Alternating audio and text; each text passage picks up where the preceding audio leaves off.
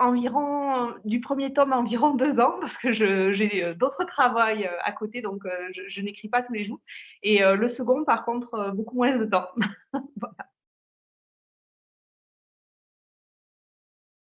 C'est surtout une histoire d'amitié, forte, et presque fraternelle et aussi, comme toujours je dirais, c'est aussi un message, pas de féminisme, mais enfin d'égalité entre hommes et femmes et de voilà, de développement de cette égalité.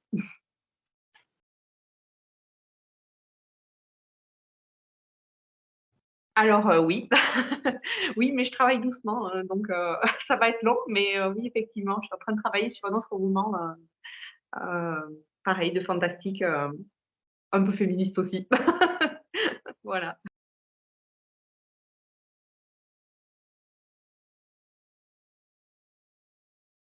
Il suffit que je prenne le fouet et que Sébastien écrive derrière, et c'était finalement assez simple, hein. Non, plus sérieusement, j'ai fait la blague avant qu'il la fasse parce que je le connais un petit peu. Plus sérieusement, en fait, on avait vraiment réfléchi à l'histoire qu'on voulait raconter un petit peu en amont. On avait enfin, composé un beau tableau Excel. On avait réparti les personnages, chapitres, etc. Donc on savait qui devait écrire quoi.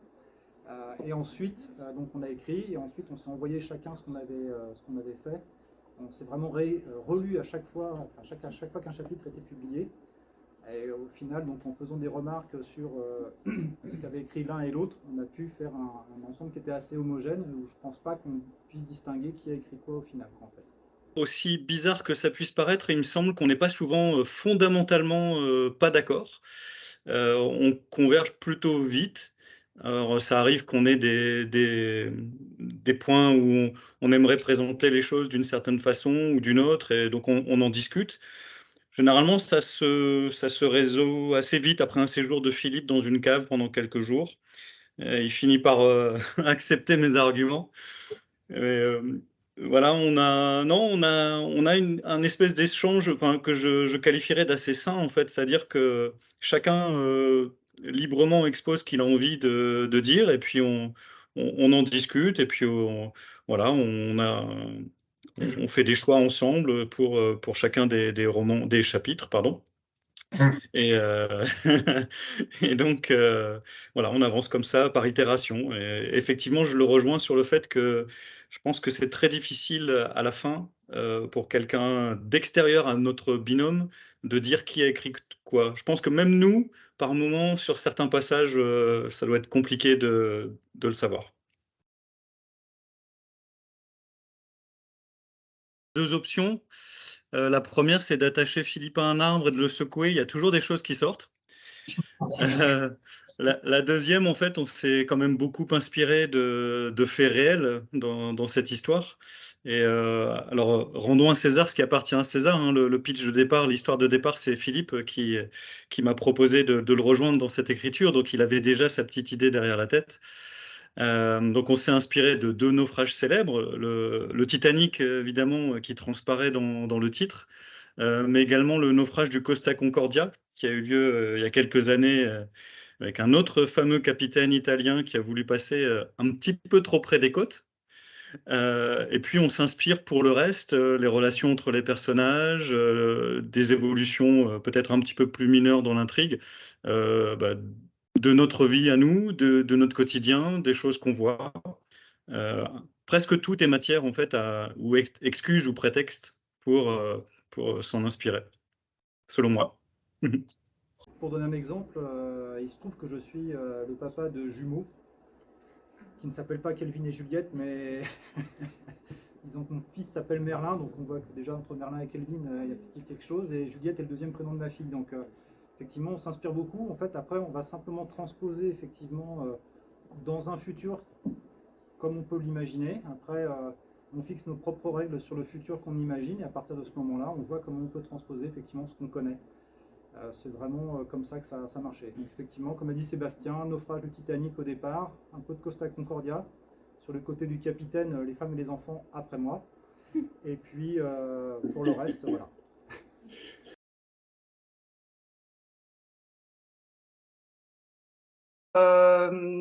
Donc, il y a certains faits dont je me suis inspirée, c'était sur l'actualité, hein, notamment sur la brimade des femmes au départ. Ça fait fortement penser à ce qui se passe dans certains pays du Moyen-Orient, par exemple. Euh, Après, l'inspiration, c'est vrai que j'ai tendance à écrire d'abord un scénario, mais boucler jusqu'à la fin avant de passer à l'écriture. Donc, j'aime bien quand même avoir mon histoire de A à Z. L'inspiration peut venir. Puis des fois, je modifie, je reviens sur un chapitre. Enfin, ça dépend. Ça dépend vraiment du moment, mais je m'inspire quand même de ce qui se passe dans le monde au départ, pour l'histoire de départ. Et puis après, les développements en fonction des rebondissements. Il faut quand même trouver une rythmique assez importante pour pas ennuyer le lecteur. Donc, ouais, ça demande un gros travail de préparation avant le travail d'écriture. Moi, sur mes jumeaux, oui, je les ai beaucoup observés, j'étais bien placé, donc forcément, il y a des attitudes de leur part qui reflètent beaucoup ceux des miens. Et après, bah, encore, on l'a déjà évoqué, mais bon, le comportement du capitaine du vaisseau s'inspire beaucoup de celui qui commandait le Costa Concordia. Donc, après, la plupart des personnages, effectivement, sont issus de comportements qu'on a pu observer au travers de films, au travers d'événements historiques ou non. Voilà.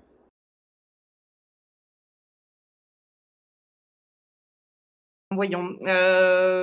Sur des scènes un peu plus humoristiques, ouais, comme dans Le Seigneur des Anneaux, qui est un livre qui pourtant c'est un classique un classique de la fantasy, et pourtant il y a quand même des notes humoristiques de temps en temps qui peuvent se prêter à sourire, et je trouvais que c'était important qu'il y ait ça, donc là-dessus oui, pas mal.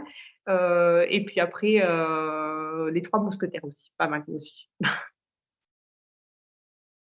Et dans Le Naufrage, il y a quand même un certain nombre de références à des films ou des séries ou des éléments connus.